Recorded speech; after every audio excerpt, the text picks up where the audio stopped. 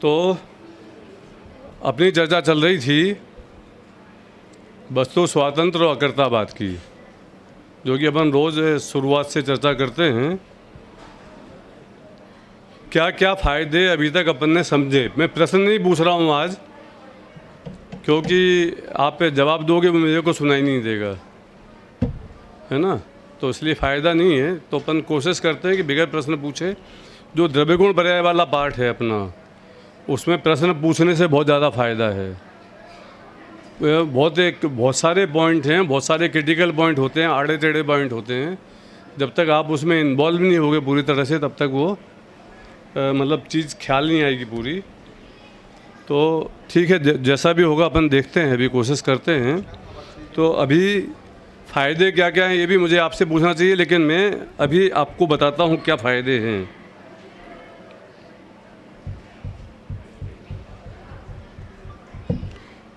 एक तो वस्तु स्वातंत्र, यानी एक द्रव्य दूसरे द्रव्य का कुछ नहीं करता।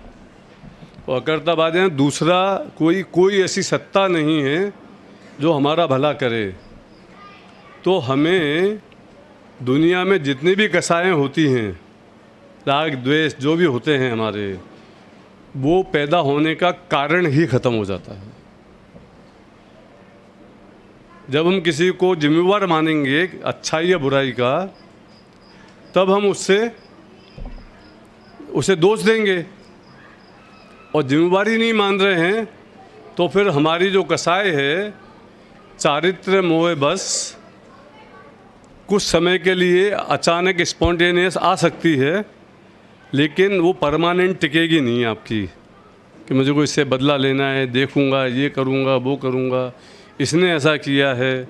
अंत में आप यही मानोगे कि मेरा ही किया धरा है, मैंने ही किया था। या आप में से बहुत सारे लोग ये मान सकते हैं कि मेरे ही कर्मों का फल है। ये बात कि हम अपने जो जैसे कर्म करेंगे उसका फल हमें ही भोगना पड़ेगा, वस्तु स्वातंत्र से ये बात सिद्ध होती है। ठीक है, कितने लोग इस बात से सहमत हैं? बस इतने से ही? बाकी लोग सुनाई नहीं दिया? इस बात से कितने लोग असहमत हैं? बस एक ही जना असहमत हो, बाकी तो इस बात से कितने लोग सहमत हैं? सब तक सबके हाथ नहीं खड़े होंगे, आइदर और दोनों में से एक में, तब तक पूछना पड़ेगा आपसे। ये बहुत इंपॉर्टेंट मुद्दा है हमारे लिए, हैं? मेरा ये कहना है कि वस्तु स्वातंत्र सिद्धांत के हिसाब से हमने जो कार्य किए हैं उसका फल हमको भोगना ही पड़ेगा। क्यों? क्योंकि दूसरा कैसे भोगेगा उसका? मैंने जो पाप किए हैं उसका फल दूसरा कैसे भोगेगा? इसलिए हमें उसका फल खुद ही भोगना पड़ेगा, दूसरा कोई नहीं भोग सकता, ना उसकी माफ़ी मिल सकती है आपको। ये वस्तु स्वातंत्र के सिद्धांत के हिसाब से निष्कर्ष हमारा निकलता है। ये बात सच्ची है या गलत है? ये मतलब इसका नाम वस्तु स्वातंत्र है या नहीं? तो हाथ खड़े करो बस, क्योंकि बुलवा नहीं सकता सबसे मैं। तो बाकी लोगों को दूसरे पक्ष में हाथ खड़ा करना पड़ेगा फिर। ये आप लोग इतने सारे इस कोने से सारा का पूरा सेगमेंट एकदम न्यूट्रल है, तो आप क्या दूसरे पक्ष में है क्या? नहीं, जो जिनने हाथ खड़े नहीं किए, बाकी वो लोग डाउन करो, वो दूसरे लोग हाथ उठाएं। अच्छा, ये बात इसका हमें अपने कर्मों का फल खुद भोगना पड़ेगा। ये सिद्धांत वस्तु स्वातंत्र से सिद्ध होता है, नहीं होता? इस बात पे हाथ खड़े करो। नहीं होता है, अब इस पे असहमति पे आप इधर आ जाइए भाई साहब। आप आ जाइए, थोड़ा सा स्पष्ट करें कैसे। बोले बोले वहीं से तेज बोले। ये बात वस्तु स्वतंत्रता के अगेंस्ट है, क्योंकि जब मैं किसी भी चीज का करता नहीं हूँ, कर्म मुझसे सर्वथा भिन्न ही है। और जब हम वस्तु स्वतंत्रता की बात कर रहे हैं तो मैं स्वयं एक वस्तु हूँ जिसका पर से कोई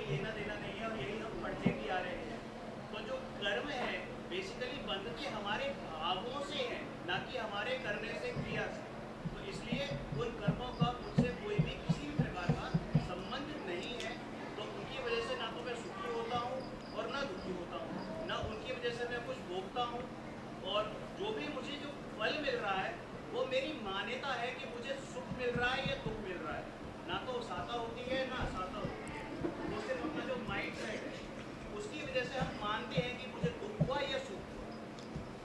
ठीक है, इनकी बात से जवाब से कौन सहमत है? बैठ जाइए। अब बढ़ गया पॉइंट। नहीं तो मेरा एक इसमें एक खुद ही प्रश्न है भाई साहब, आपने तो वस्तु स्वतंत्र सिद्ध कर दिया, अपोजिट में कहाँ रहे आप? उसी तरफ ही तो प्रश्न उठा रहे थे। सहमति के लिए सहमति होगी इनकी तो। नहीं है, वो ये कह रहे हैं कि इसलिए वस्तु स्वातंत्र सिद्ध नहीं होता इससे। अगर ये ऐसा मानते हैं तो वस्तु स्वतंत्र सिद्ध नहीं होता। सिद्ध नहीं। अच्छा, हाथ खड़े करके आप माने कर्म के फल को मुझे ही भोगना पड़ेगा, अगर ऐसा है तो फिर हम स्वतंत्र कहाँ रहे? यही तो कहने का मतलब हुआ ना। अब हाथ खड़े करो, दो अपनी राय बनाओ, पक्ष में बनाओ विपक्ष में बनाओ, एक एक जन सब लोग हाथ खड़े कर रहे हो, तो हम किसी को थोड़ी देख पा रहे हैं कि आपने खड़ा किया। मेरे दिमाग में थोड़ी रजिस्टर हो रहा है कि किसने हाथ खड़ा किया नहीं किया। जो खड़ा करने वाला है या नहीं करने वाला हमें ध्यान नहीं रहता उसका, लेकिन आपका उसकी प्रेजेंस है यहाँ क्लास में, हमें इतना ध्यान आता है बस। अभी मोहित जी ने जो जवाब आपको दिया, इससे वो एग्री नहीं करते इसके लिए दिया। अब जो एग्री करने वाले हैं उनमें से कोई एक यहाँ आके जवाब दे, कैसे वस्तु स्वतंत्र सिद्ध होता है इससे?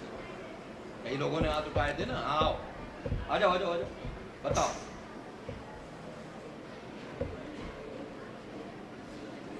फिर बाद प्रतियोगिता भी तो करानी लास्ट दिन में।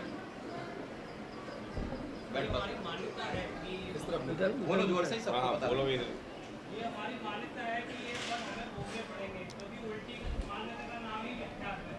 मिथ्यात्व के कारण ही हमें उनका लग रहा है कि हमें भोगने पड़ेंगे। लेकिन जीव जो है वो स्वतंत्र है, कर्मों से रहित है, तो उसको नहीं, हम जीव है तो हमें थोड़ा ना भोगना पड़ रहा है, क्योंकि भोगना तो पड़ना ही हमारी मान्यता है कि हमें भोगने पड़ेगा। तो एक बार बताओ मेरे को आप कि उन कर्मों का फल जो मैंने किए हैं खराब, उनका फल मुझे नहीं भोगना पड़ेगा तो क्या होगा उनका? तो अच्छा, वस्तु स्वातंत्र फिर इसमें कहाँ पे आई? बोलो बोलो। मैंने जो कर्म किए, जो मैं बताया, वो मान्यता को हमें छोड़ना है, वही वस्तु कि मैं तो इससे फायदा क्या? करता बना हट जाएगा, करता बना नहीं रहेगा तो भूखता है, पैसा भी नहीं रहेगा। अच्छा, हमने ऐसा कोई व्यक्ति बताओ मेरे को दुनिया में, ऐसे भगवान कोई भी जो इस संसार में थे और कर्मों से रहित रहे हों। जब संसार में थे तो फिर उन्हें मुक्ति कैसे मिली?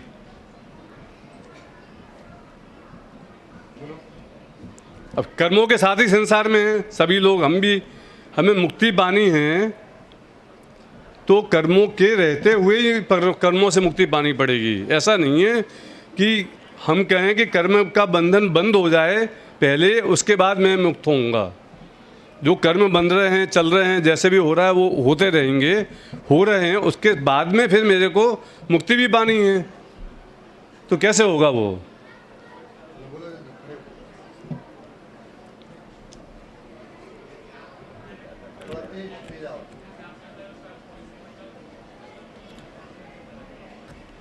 मेरे को सुना ही नहीं दिया। भाई साहब इधर आ जाओ आप। इधर आ जाओ। प्रत्येक प्रतिभागी यहाँ आकर के जवाब देंगे ताकि भाई साहब को सुनने में आए और उसका एक्सप्लेन कर सके फिर आप।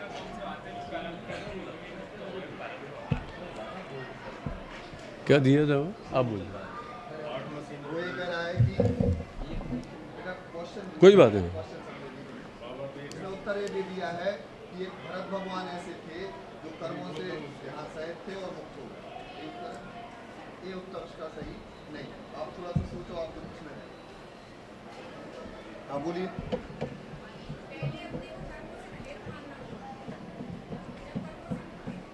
क्या? पहले हमें कर्मों से रहित मानना पड़ेगा, तब मुक्ति होगी। अभी वो जवाब नहीं मांगा। वो जवाब तो नहीं आ रहा अभी। तो क्या कर्मों से हमें रहित, देखो इनके प्रश्न के मैं प्रश्न कर रहा हूँ मैं, अब आप उसका जवाब रिलेवेंस समझना कि यदि हम कर्मों से रहित अपने आप को मानेंगे, क्या वो सच्ची बात है? तो कल्पना करेंगे हम किसी चीज़ की, तो क्या कल्पना से सुखी होंगे? बोलो बोलो, बोलिए बोलिए।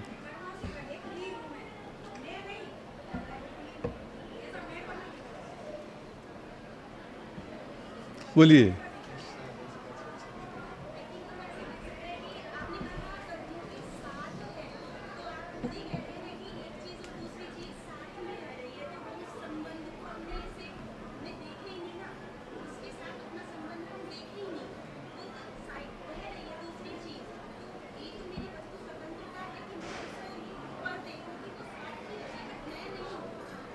चलो बैठ जाओ। अब ये प्रश्न मैंने आपके सामने खड़ा कर दिया, अब इस प्रश्न का जवाब सोचो। अपन आगे की बात करते हैं। आज माइक नहीं, माइक की बहुत ज़रूरत थी इस प्रश्न के लिए, तो अब आप इसका जवाब सोचना, डिस्कशन करना, फिर अपन कल करेंगे इसकी चर्चा डिटेल में आगे चल के, ठीक है। अभी हम वस्तु स्वातंत्र्य के दूसरे कुछ पहलुओं की चर्चा करते हैं। प्रश्न आपके सामने आ गया कि यदि जब हमारे पास से कर्म लगातार हो रहे हैं, उनका फल हमें भोगना पड़ेगा, ये बात भी सच्ची है कि भी कर्म जो बनते हैं उसके फल हम ही भोगते हैं, दूसरा नहीं भोगता, किए जो कर्म है ना। कोई हमें जो कर्म हमने बांधे हैं, जो हमने गलत काम किए, किसी का मारा पीटा, बुरे भाव किए, वो जब हमारे उदय में आते हैं तो उसका फल हम हमारे अंदर हमको ही, हमारे सामने ही उसकी स्थितियाँ पैदा होती हैं उदय के समय में, जिससे हमें प्रतिकूल संयोग मिलते हैं या अनुकूल संयोग मिलते हैं, वट होता है, जो भी होता है। उसके बाद भी तो इसलिए ये कर्मों का जो बंधन हो रहा है, लेकिन उसी समय में ऐसा कुछ होना चाहिए जिससे हम मुक्ति भी पा सकें उसी समय में, उनके होते हुए भी, तो हमारा काम होगा, नहीं तो नहीं होगा। तो वो क्या चीज़ है, वो क्या है ऐसा, अभी नहीं, वो जो काफ़ी चर्चा का विषय है, तो आप अपना हाथ खड़ा कर रहे हो, उसे और कंफर्म करना, कल जवाब देना, फिर कल अपन डिस्कस करेंगे इस पर, ठीक है ना। लेकिन मुश्किल काम है ना, बात तो मुश्किल है, समस्या तो बड़ी है कि नहीं बड़ी? नहीं है तो जवाब पता होना चाहिए आपको, ठीक है। जो वस्तु स्वातंत्र्य में 4 तरह की स्वतंत्रता की बात हम कर सकते हैं। एक तो द्रव्य से, एक क्षेत्र से, एक काल से और एक भाव से। पहले हमने 3 तरह की स्वतंत्रता की बात की थी, वो कौन से थे 3?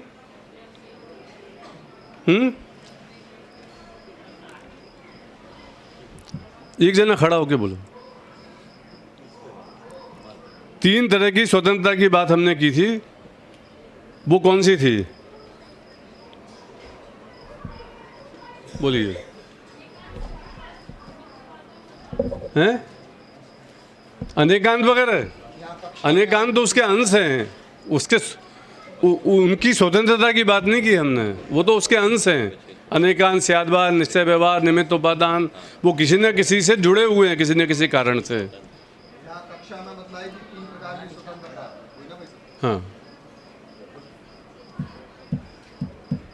क्या? से, क्षेत्र से और काल से, भाव से नहीं, अभी नहीं बोल रहे, पहले बताई थी। पहले बताई थी। द्रव्य से, गुण से, पर्याय से। इनके साथ कौन है? इनके पक्ष में द्रव्य से, गुण से और पर्याय से, इसकी चर्चा अपन ने की थी। अरे भाई, ये तो सुनी हुई चर्चा है तुमने, ये बात सही है कि गलत है, उसमें तो हाथ उठा ही सकते हो। कोई भी नहीं है साथ में, तो अकेले रह गई। ये बोल रहे ना, इन्होंने बोला कि द्रव्य से स्वतंत्रता, गुण से स्वतंत्रता, पर्याय की दृष्टि से स्वतंत्रता, इन 3 स्वतंत्रता की बात हमने की थी। इसके पक्ष में कौन कौन है? कल चर्चा हुई है, कल।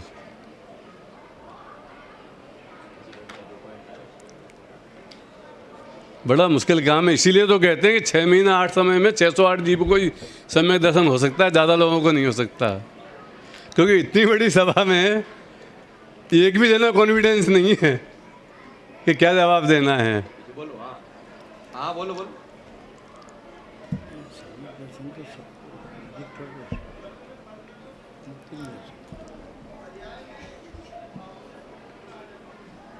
नहीं, अभी लंबा प्रश्न जी, हम तो केवल इतना पूछ रहे हैं कि द्रव्य से, गुण से, पर्याय से स्वतंत्रता की बात कल अपन ने की थी कि नहीं की थी, बस केवल इतना पूछा, जवाब तो देना ही नहीं है। केवल बहुमत अपने साथ करना चाहता हूं मैं, या इनके साथ, कि कितने लोग खड़े हुए हैं इनके साथ। याद आया कुछ 3 प्रकार की स्वतंत्रता का, द्रव्य गुण पर्याय की अपेक्षा से चर्चा की, सहमत है नहीं? ठीक है, अब आगे की बात करते हैं। कल इसके बारे में पूछूंगा कि इसके बारे में चर्चा की थी कि नहीं। द्रव्य की स्वतंत्रता क्या है? अब ज़्यादा पूछने से फायदा नहीं, आवाज़ वगैरह बराबर नहीं आती, तो मैं बताता हूँ आपको।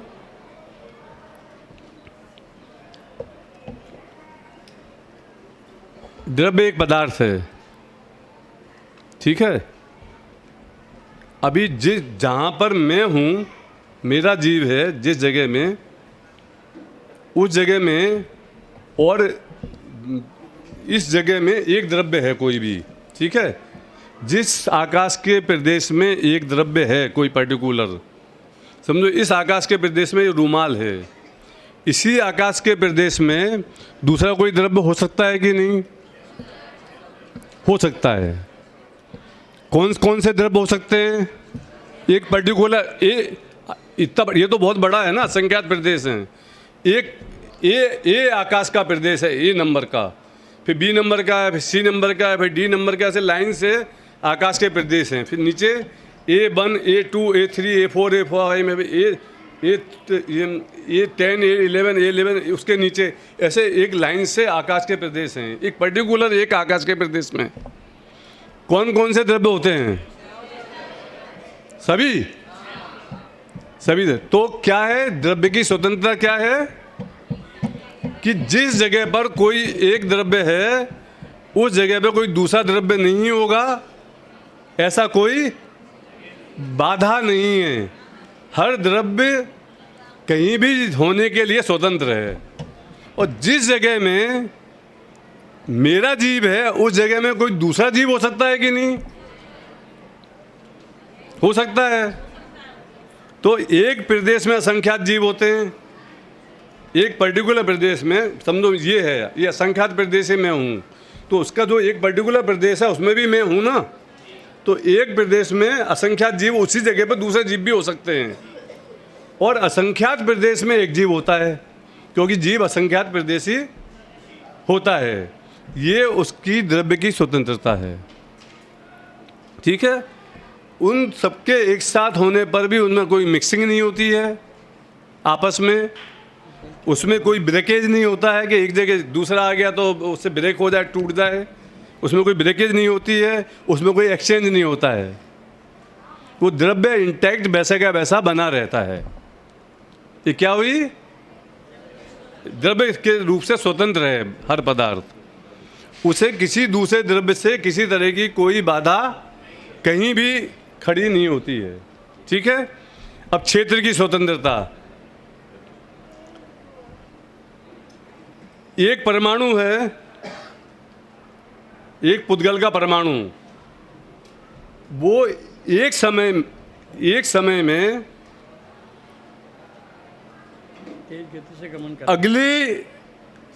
अगले प्रदेश में जाए तो 1,00,000 किलोमीटर जाना हो उसे, तो कितना समय लगेगा उसको? कम से कम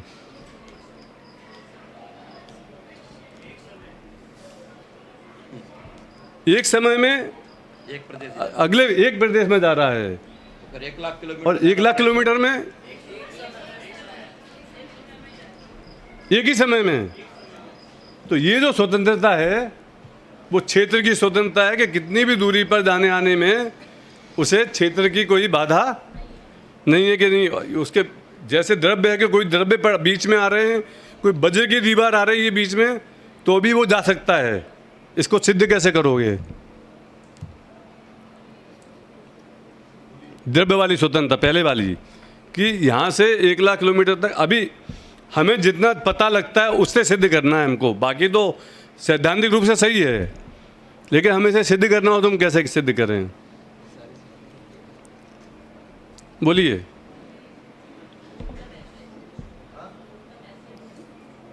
मैसेज अपन जो व्हाट्सएप वगैरह से भेजते हैं मैसेज कोई अरे ऐसा नहीं किया बात। बराबर उसकी समझ में जो आया बताया ना। बराबर। हमने यहाँ से मैसेज किया आपको 1000 लाख 10,000 किलोमीटर दूर, और जब चंद्रमा वगैरह पे वो मैसेज आते जाते हैं उनके जो, तो वहाँ से भी इतने बड़े आते जाते हैं, इतने तक भी कितने जल्दी आ जाते हैं। कहाँ किसी की प्रतनता। यदि आप अपने घर में दीवार चारों तरफ विंडो विंडो बंद करके बैठे होते हो और फिर अपना मोबाइल से लगाते हो फ़ोन किसी को, तो अमेरिका बात होती है कि नहीं आपकी? किसकी आवाज़ में बात होती है?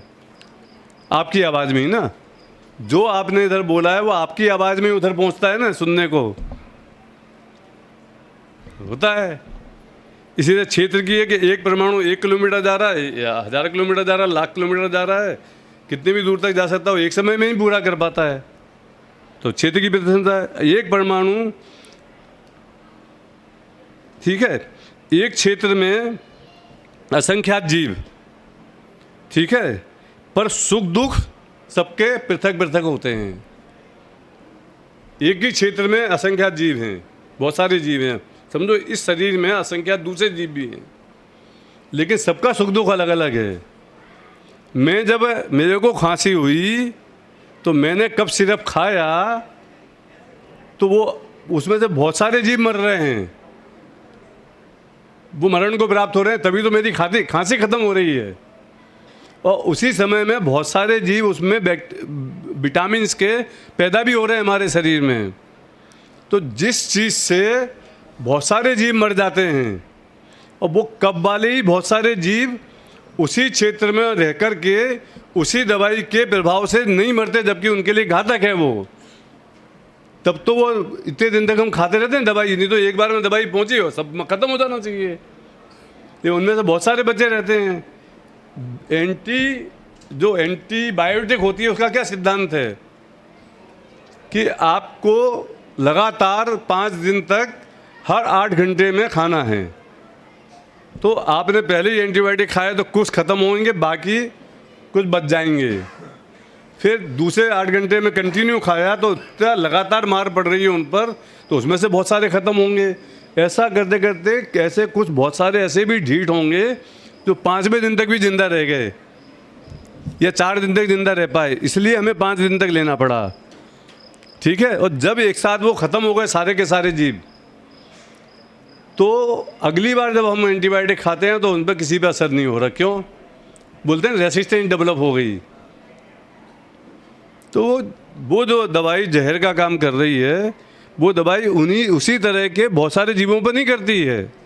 तो जिसका जो परिणमन जैसा होना होता है उस पर काम करती है, बाकी पे उस चीज़ का असर नहीं हो सकता। होता तो एक क्षेत्र में असंख्यात जीव हैं, पर सबके सुख दुख भी इसी तरह से एकदम अलग अलग रहते हैं, सेपरेट रहते हैं। उसके लिए आक्रमण है, हमारे लिए आनंद है। हम अपने शरीर में साबुन लगाते हैं ना, तो हम क्या सोचते हैं? अपने शरीर की सफाई कर रहे हैं, यही बात है ना। तो ये शरीर में से हमने यदि डिटॉल की साबुन लगाएंगे तो पूरे शरीर में से सारे बैक्टीरिया ख़त्म हो जाएंगे। आपको पता है कि आप अपने शरीर में जो साबुन लगाते हो, ये साइंटिफिक फैक्ट बता रहा हूँ, धार्मिक तो है ही अलग से। तो ये डिस्कवरी चैनल पर किसी ने, मेरे मित्र ने देखा था वो प्रोग्राम, मैंने नहीं देखा, कि जब हम ये साबुन लगाते हैं अपने शरीर पर तो हमारे शरीर में ये जो जगह है ना, यहाँ पे असंख्यात जीव होते हैं। आप देखोगे माइक्रोस्कोप लगा के तो बहुत सारे जीव होते हैं, और उनका वो साबुन लगना पार्टी टाइम होता है। जो साबुन के कण पहुँचते हैं वो उन जीवों के लिए पार्टी होती है। क्यों होती है पार्टी? क्योंकि उनको वो खाने की सामग्री मिल रही है जो आपके गए ना, और ये उन्होंने उसको मैग्नीफाई करके दिखाया कि कैसे वो एक्टिव हो रहे हैं, कैसे मस्ती कर रहे हैं, कैसे डांस कर रहे हैं, वो सारे की सारी डिस्कवरी पे दिखाया। हम सोच रहे हैं कि हम अपने शरीर को साफ कर रहे हैं, बैक्टीरिया को ख़त्म कर रहे हैं।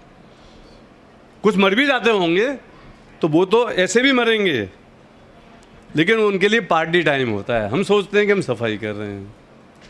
तो एक ही चीज़ जो हमारे हिसाब से, किसी के हिसाब से अच्छा है, किसी के लिए बुरी है, हर जीव का जो क्षेत्र है उसी क्षेत्र में वो स्वतंत्र है पूरी तरह से, ठीक है।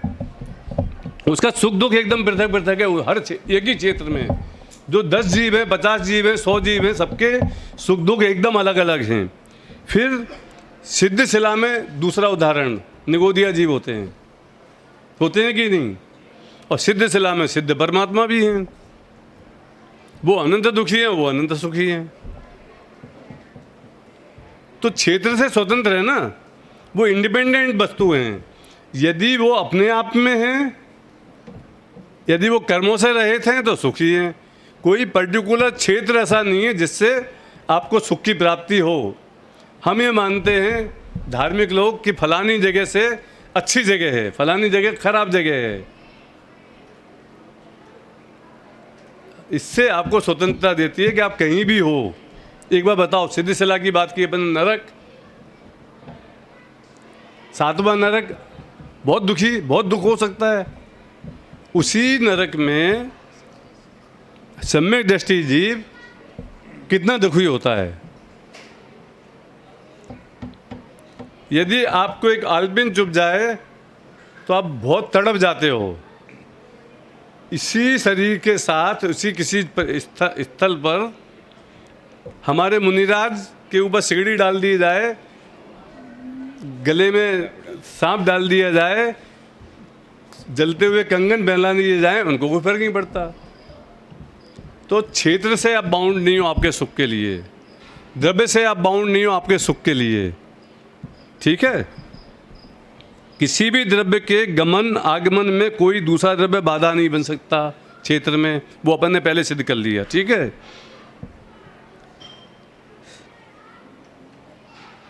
अरे संपूर्ण लोकाकाश में एक जीव आ सकता है,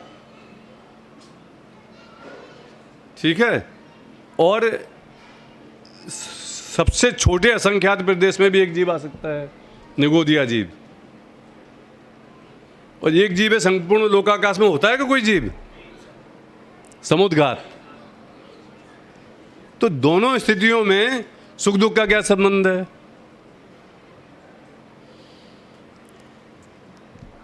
किसी भी जगह पर हो आप, तो इस तरह से क्षेत्र की स्वतंत्रता सिद्ध होती है कि द्रव्य से स्वतंत्र है यह जीव, क्षेत्र से स्वतंत्र जीव ही नहीं, छहों द्रव्य एक दूसरे में कोई बाधा नहीं है। जो पूरे लोकाकाश में धर्म भी है अधर्म भी है, एक का निमित्तता चलाने में, एक की रोकने में है। दोनों एकदम अपोजिट है एक दूसरे के, लेकिन वो पूरे में हैं तो हैं।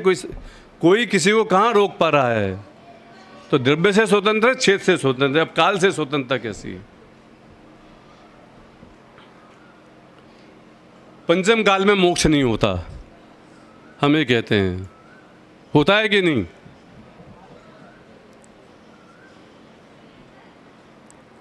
पंचम काल में मोक्ष होता है कि नहीं? होता है कि पक्ष में हाथ खड़ा कीजिए। पंचम काल में नहीं होता है, उसके पक्ष में हाथ खड़ा कीजिए। ये मध्यम वाले समझ में नहीं आते। एक बार जो किसी चीज़ में हाथ खड़ा नहीं करते, उनकी अलग से मीटिंग बुला के उनसे पूछेंगे कि आपको कैसे मोटिवेट किया जाए, इसका रहस्य आप बताओ। हाँ।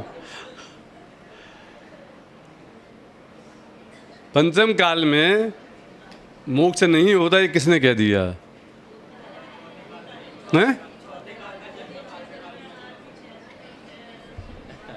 पंचम काल में मोक्ष होता है विदेश क्षेत्र से। पंचम काल में मोक्ष होता है भरत क्षेत्र से। किस अपेक्षा? पंचम काल में भरत क्षेत्र से मोक्ष होता है, किस अपेक्षा बताओ?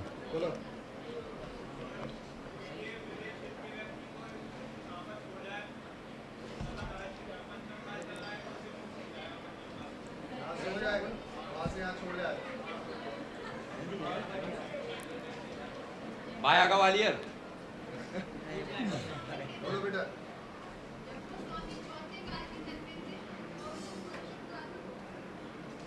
मेरे को किसी का सुनाई दे रहा, आप बताना मेरे को। वे कह रहे हैं जम्मू चौथे काल में जन्मा हुआ, पांचवें काल में वो केवली वहाँ चौथे काल में जन्मे पंचम काल में हमको यहाँ बैठे बैठे अभी मोक्ष हो सकता है, बताओ।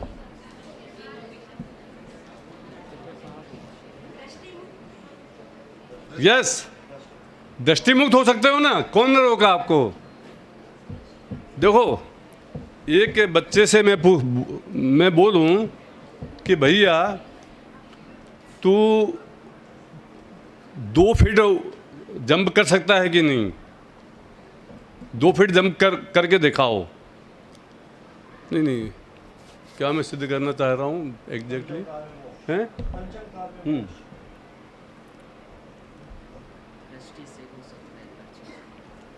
आपके गांव में, छोटे गांवों में होते हैं, छोटे छोटे गांव, तो कहीं पे मिडिल स्कूल होता है, किसी पे हायर सेकेंडरी स्कूल होता है, किसी के यहाँ पे केवल कॉलेज होता है BA BCom करने जितना, किसी के यहाँ पे यूनिवर्सिटी होती है मास्टर डिग्री करने की, कॉलेज होता है।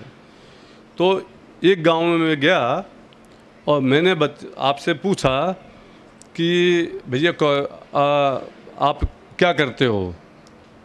कि बोले मैं तो खेल कूद करता हूँ, मौज मज़े करता हूँ। तो स्कूल क्यों नहीं जाते हो? तो बोला कि हमारे यहाँ तो स्कूल ही नहीं है। कौन सा स्कूल नहीं है? बोले हमारे यहाँ तो केवल 11वीं तक की पढ़ाई होती है। तो मैंने पूछा उससे कि 11वीं तक तूने पढ़ाई कर ली क्या, इसलिए अभी नहीं कर रहा है कुछ भी? नहीं नहीं भाई साहब, मैंने तो पढ़ाई नहीं की। तो उसका कहना सही है क्या? गलत है ना, उसका बहाना है ना ये। क्योंकि तेरे गांव में नहीं होता है, तू 11वीं तक पढ़ाई कर ले, उसके बाद बोलेगा भाई साहब अब मैं नहीं पढ़ रहा हूँ क्योंकि मेरे गांव में ही नहीं है, मैं क्या करूँ? तो तेरी मजबूरी समझ में आती है। लेकिन तूने पहली कक्षा में नहीं गया और बोल रहा है कि 11वीं कक्षा के आगे नहीं, इसलिए मैं पढ़ाई नहीं करता हूँ, तो जीरो कोई कारण नहीं हुआ ना। तो ऐसे ही मोक्ष के मार्ग में सम्यक दर्शन, सम्यक ज्ञान और सम्यक चारित्र 3 होते हैं। तो पंचम काल में कौन सा मार्ग नहीं होता है? अरेहंत अवस्था नहीं आती है, बराबर है ना। लेकिन सम्यक दर्शन तो होता है ना। तो तुम जो व्यक्ति सम्यक दर्शन पास कर ले, सम्यक दर्शन की क्लास को, और वो ये बोले कि नहीं भाई साहब अब मेरी मजबूरी है, मैं आगे नहीं जा सकता, पंचम काल में होता नहीं है, वो तो बात समझ में आती है। लेकिन अभी चले ही नहीं हो, बादशाही गुणस्थान में बैठे हुए हो, यहाँ पढ़ने में एक प्रश्न का जवाब देने की तैयारी नहीं है। यहाँ से निकलते हो तो सोचने का कष्ट नहीं करते कुछ भी, क्या पढ़ाया गया। और फिर ये कहो कि नहीं नहीं पंचम वाले तो मोक्ष नहीं होता इसलिए हम धर्म नहीं कर रहे। तो ये सारे बहानेबाजी है, ये आलस का पोषण है, दूसरा कुछ नहीं है। तेरे को वास्तव में सच्चे धर्म की रुचि नहीं लगी है, लगी होती तो इसका रोना नहीं रोता। चौथा गुणस्थान होता है, 5वां होता है, 6ठा होता है, 7वां होता है, उतने कर ले, उसके बाद कहना कि पंचम काल में नहीं होता इसलिए मैं अटक गया, उसकी बात हम मानेंगे। तो पंचम काल में दृष्टि मुक्त होते हैं, हमारी दृष्टि से मुक्त हो सकते हैं। यदि आप दृष्टि मुक्त हो गए और आपकी यदि पुरुषार्थ की इतनी तीव्रता हो तो तू ऐसी जगह पहुंच जाएगा जहां से मोक्ष जा सकता है अपने आप। एक बात और कि क्या ये रेस्ट्रिक्शन के पंचम काल में मोक्ष नहीं होता है कि वस्तु स्वरूप की तरफ से है या तेरे पुरुषार्थ की कमी की तरफ से है? कि पंचम काल के व्यक्ति में इतना पुरुषार्थ नहीं होता है, इतना पुरुषार्थ वो नहीं करता है। अब किस कारण नहीं करता इसकी बात जाने दो आप, इसकी बात क्यों जाने दो? क्योंकि चतुर्थ काल में जब पात्रता है मोक्ष जाने की, तो क्या सारे लोग मोक्ष में चले जाते हैं? अरे उस वक्त भी जो उसमें पुरुषार्थ करता है, सही पुरुषार्थ करता है, जो लगातार पुरुषार्थ करता है, जो उसमें लगता है, सत्य स्वरूप को प्राप्त करता है, वही तो मोक्ष जाता है ना, बाकी सब तो नहीं जाते ना। तो पंचम काल में भी यदि तेरे में इतनी सामर्थ्य है तो मोक्ष हो जाएगा कैसे? कि हुंडापसरण भी काल के दोष से।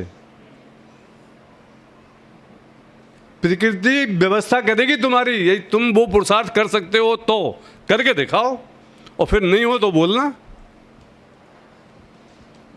आप समझे ना, ये बहानेबाजी है सारी हमारी कि ये नहीं होता है, वो नहीं होता है, ऐसा है वैसा है। ये ऐसी ही हालत है। वो दादा एक एग्जाम्पल देते थे कि सत्तू मन भत्तू कब घोरूं कब खाऊं, और धान बेचारी क्या करे, अब कूटी तब खाई। धान जो होती है, धान मतलब गेहूं का कच्चा वो बाली वगैरह वो है आपके पास। अब धान से खाना बनाना कितना मुश्किल है कि पहले धान को तोड़ो, फिर उसके ऊपर के छिलके को निकालो, फिर उसे शुद्ध करो, फिर सफाई करो, उसके बाद उसे पीसो, पीसने के बाद में फिर आप उसका आटा बनाओ, फिर आपको उसे पकाओ, तब जाके रोटी बनेगी। और सत्तू क्या होता है, तैयार होता है। तो आपने पानी डाला और खा लिया, 2 मिनट का काम है। यहाँ आना है, 2 मिनट के बाद मेरे को यहाँ पहुँचना है, 1 मिनट का समय मेरे पास, सत्तू बना के खा सकता हूँ मैं। तो एक जो पुरुषार्थी आदमी होता है वो क्या बोलता है, उससे बोलो कि भाई अभी अपने पास सत्तू वत्तू तो है नहीं, धान है, बोले कोई बात नहीं, हो जाएगा काम, बना लेंगे अपन। दूसरे को बोला कि अभी अपन को जाके अपन को जाना जल्दी से काम है और आधा घंटे का समय है, बोले क्या करूं, सत्तू मन बत्तू कब घोरूं कब खाऊं, इसलिए मेरे से तो नहीं होता, पड़ा हुआ है निठल्ला फालतू का। तो उसका तो भगवान भी भला नहीं कर सकते। तो क्या बात चल रही थी अपनी कि द्रव्य की स्वतंत्रता, क्षेत्र की स्वतंत्रता और काल की स्वतंत्रता। तो कोई काल हमें मुक्ति जाने से रोकता नहीं है। हमें यदि जाना है, हमारे जाने की इच्छा है, मनसा है, सच्चा पुरुषार्थ है, तो काल के कारण से आपको संसार नहीं रहेगा, इसकी मेरी गारंटी आपको। द्रव्य के कारण से नहीं रहेगा, क्षेत्र के कारण से नहीं रहेगा, काल के कारण से नहीं रहेगा। ठीक है। एक शक्ति है असंकुचित विकासत्व नाम की शक्ति आत्मा में। आत्मा में एक शक्ति है असंकुचित विकासत्व नाम, तो क्षेत्र काल की मर्यादा से रहित है, संपूर्ण विकास करना। अच्छा, भाव की स्वतंत्रता, जीव के ज्ञान दर्शन चारित्र आदि और सामान्य आदि अनंत गुण हैं, और पुद्गल के स्पर्श रूप रस गंध स्पर्श अस्तित्व वस्तुत आदि अनंत गुण हैं। ठीक है।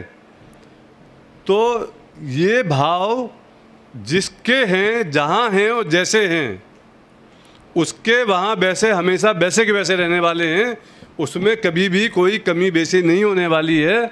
ये भाव की स्वतंत्रता है हमारी। एक द्रव्य दूसरे द्रव्य रूप नहीं होगा, जीव पुद्गल रूप नहीं हो सकता, पुद्गल जीव रूप नहीं हो सकते। कितने ही समय तक, कितने ही देर तक, कितने ही काल तक और कितने ही सारे द्रव्यों के बीच में फंस करके तू अकेला रह जाए, लेकिन तू उस द्रव्य रूप नहीं होगा और तेरा किंचित मात्र भी उसमें नहीं जाएगा और उसका तेरे में नहीं जाएगा। ये जो भाव हैं, अंदर हमारे पड़े हुए गुण हैं, उनमें आपको अनंत स्वतंत्रता मिलती है। इसलिए द्रव्य से, क्षेत्र से, काल से और भाव से हम सभी तरह से एकदम स्वतंत्र हैं। हम द्रव्य गुण पर्याय से स्वतंत्र हैं, द्रव्य क्षेत्र काल भाव से स्वतंत्र हैं।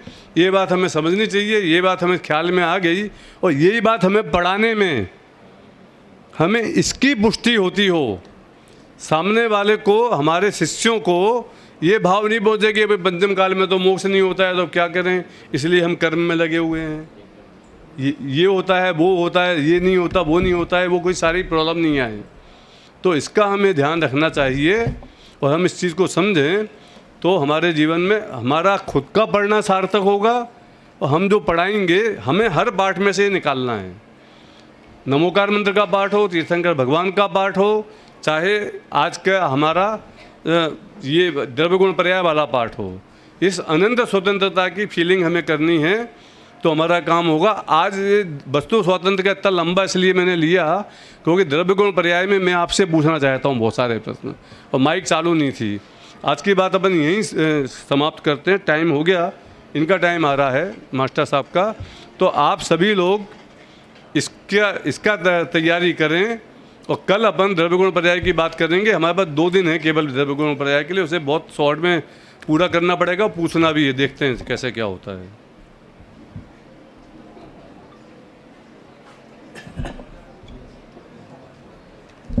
आज अभी हमने 2 बातों की मुख्य रूप से चर्चा की। एक तो वस्तु स्वतंत्रता और एक अकर्तावाद। दूसरी बात, वस्तु स्वतंत्रता को द्रव्य गुण पर्याय की अपेक्षा से अपने द्रव्य क्षेत्र काल भाव स्वद्रव्य स्वक्षेत्र स्वकाल स्वभाव की अपेक्षा से वस्तु स्वतंत्रता को समझा।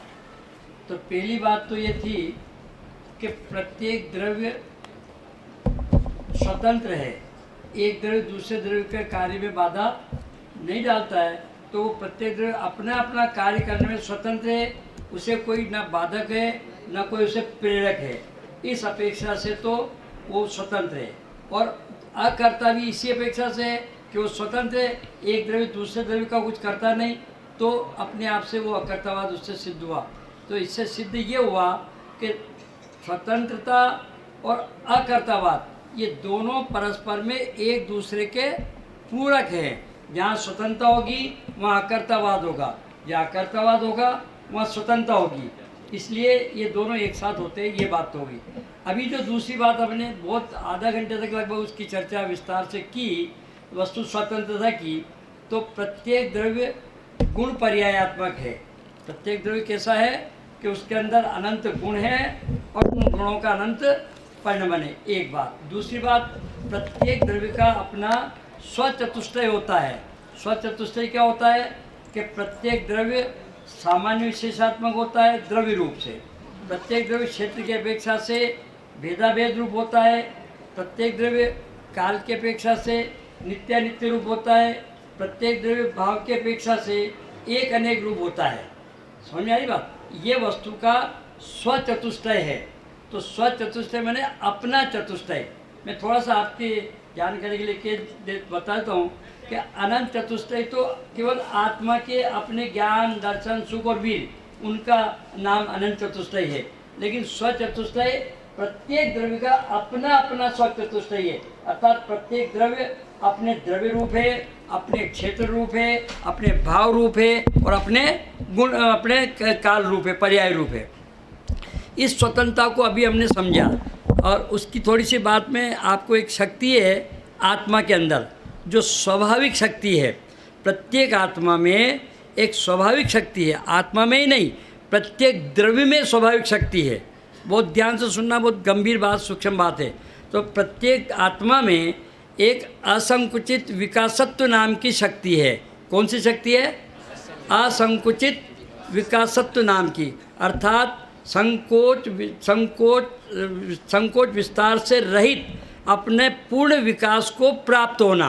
क्या कहा? संकोच विस्तार से रहित पूर्ण विकास को प्राप्त होना, इसका नाम है असंकुचित विकासत्व शक्ति।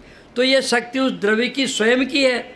अब उसमें वो द्रव्य की स्वयं की शक्ति है, तो द्रव्य स्वयं अपनी योग्यता से विकास को प्राप्त होता है परिणमन करता हुआ। अब उसमें क्षेत्र और काल बाधित नहीं होता। मतलब कौन सा क्षेत्र काल बाधित नहीं होता?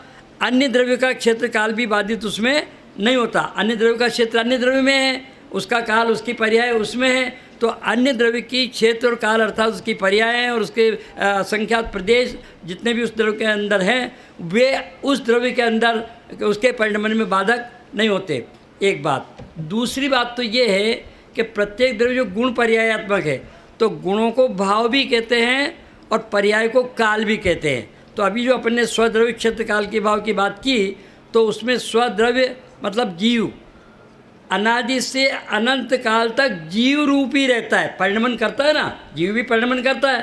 परिणमन करता हुआ भी भले ही वो जीव जो जीव है स्वयं अपनी मान्यता में अपने को अजीव माने, मिथ्या दृष्टि होता है ना, वो देह जीव को एक गिने, वैरात्म तत्वबोध है। तो मिथ्या दृष्टि तो शरीर और आत्मा को एक ही मानता है, अपनी प्राप्त पर्याय उसमें तन्मय रहता हुआ उस रूप ही अपने को अनुभव करता है। तो भले ही वो दो को एक माने, लेकिन दो एक कभी होते नहीं हैं। मैं थोड़ा सा सरल उदाहरण देता हूँ आपको। जैसे ये पटरियाँ चलती है ना, पटरियाँ रेलगाड़ी जिस पे चलती है, दोनों पटरियों पे चलती, रेलगाड़ी दोनों पटरियों पे चलती। आप बहुत दूर से देखो, बहुत दूर तक इन दोनों पटरियों को देखो, तो वहाँ दूर जाके हमको ऐसा दिखाई देगा कि ये दोनों मिल रही है। हमको ऐसा आभास होता है, हो सकता है, लेकिन वो दोनों पटरियाँ कभी मिलती नहीं है। इसी प्रकार से अज्ञानी जीव अपने द्रव्य स्वभाव को जो नहीं जानता, अपने स्वतंत्र स्वभाव को जो नहीं जानता, अपने अकर्तृत्व स्वभाव को जो नहीं जानता, ऐसा अज्ञानी जीव भले ही वो अपने को जीव द्रव्य होते हुए भी अजीव द्रव्य रूप मान ले, परंतु वो जीव द्रव्य कभी अजीव द्रव्य रूप नहीं होता। ये वस्तु की द्रव्य की अपेक्षा से स्वतंत्रता है।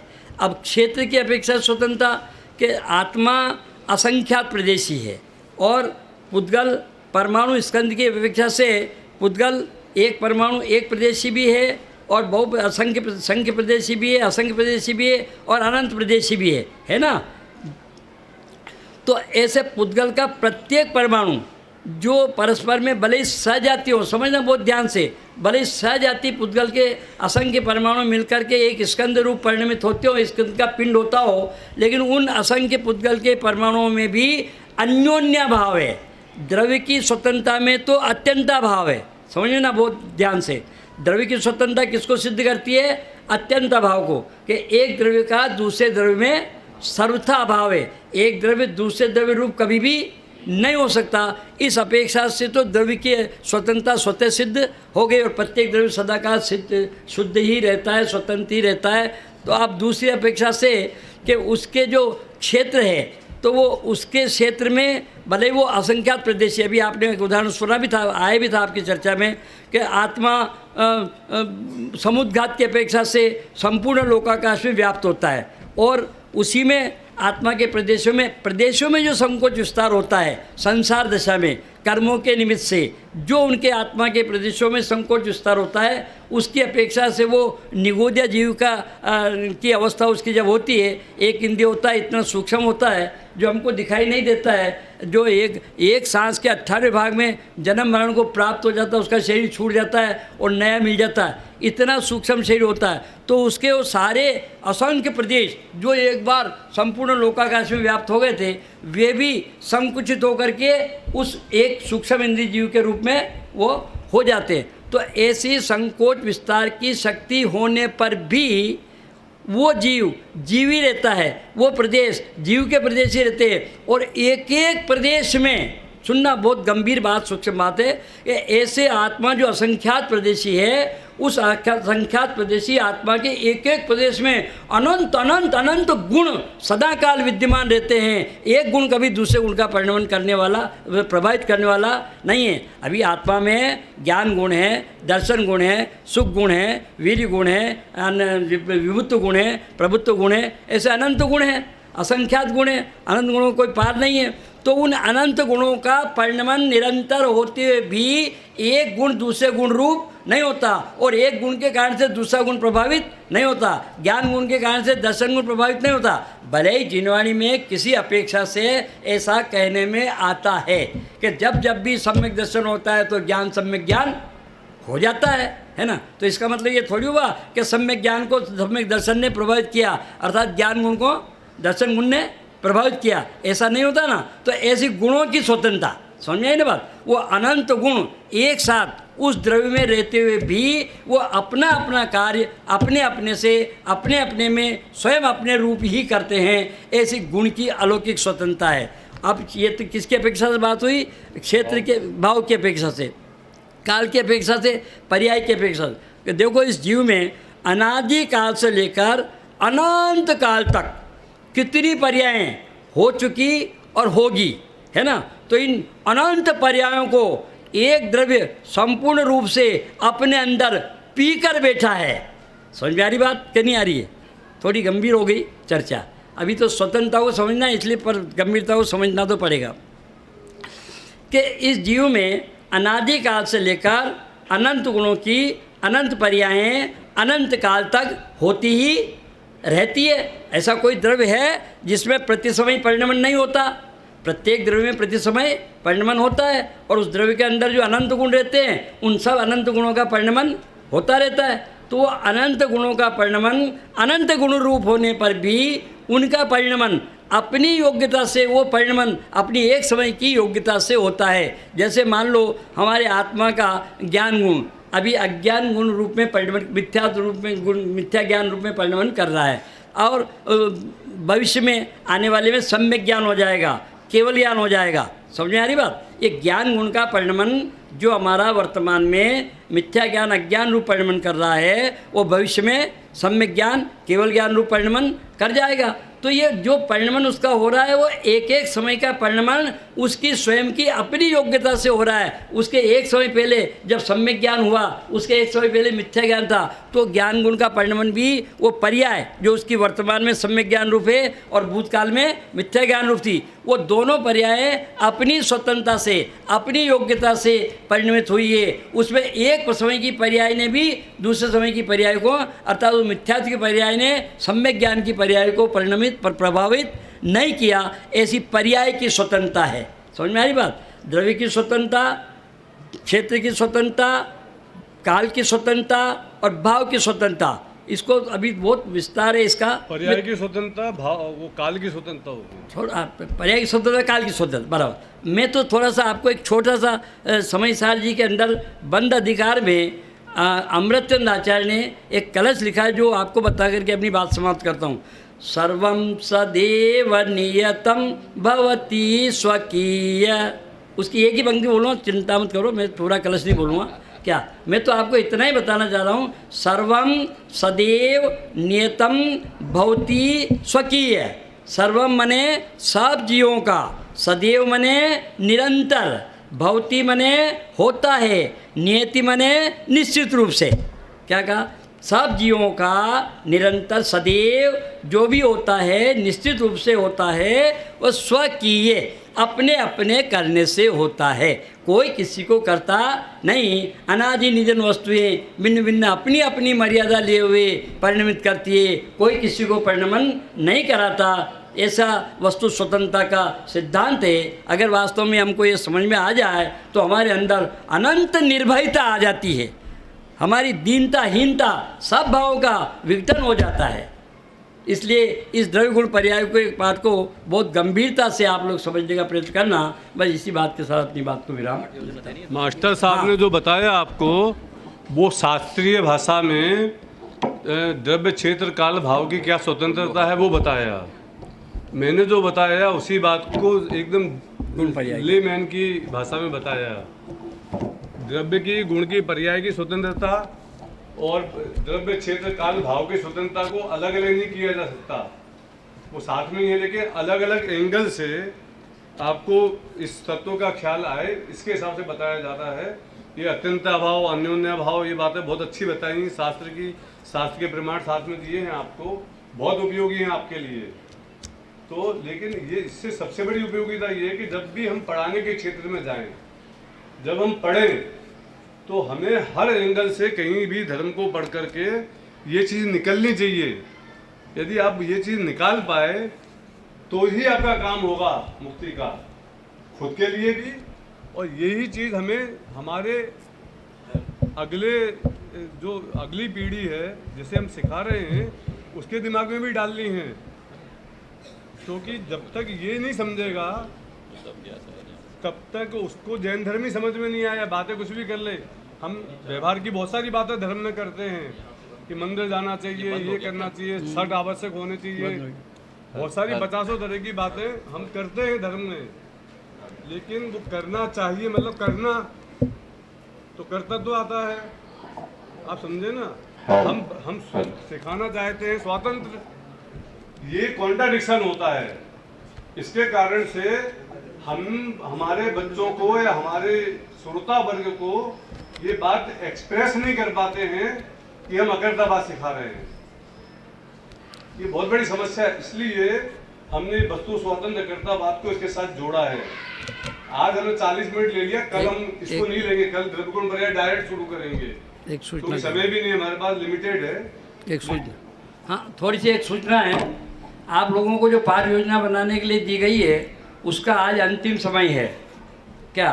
तो आप लोग पाठ योजना अपने आप बना करके जो आपके दोपहर के पंडित जी हैं, गुरु जी हैं, अभ्यास कराने वाले, उन्हीं को देंगे और उन्हीं से रसीद आप प्राप्त कर लेंगे। तो और जो लोग पाठ योजनाएँ देंगे उन्हीं को परीक्षा में सम्मिलित किया जाएगा। एक बात। दूसरी बात, यदि कोई माताएं, बहनें या भाई भी किसी कारणवश जो हमें बताएंगे यदि वो मान्य हैं तो हम उनकी पाठ योजना कल भी ले सकते हैं, अन्यथा तो हम आज के आज ही लें। क्यों? उसका कारण है कल हम दूसरी पाठ योजना आपको देंगे तो आपके ऊपर डबल भार हो जाएगा। इसलिए आप आज ही अपनी पाठ योजना बना करके, चाहे अभी भोजन करना छोड़ दें, लेकिन पाठ योजना बना करके आज ही जमा कर दें।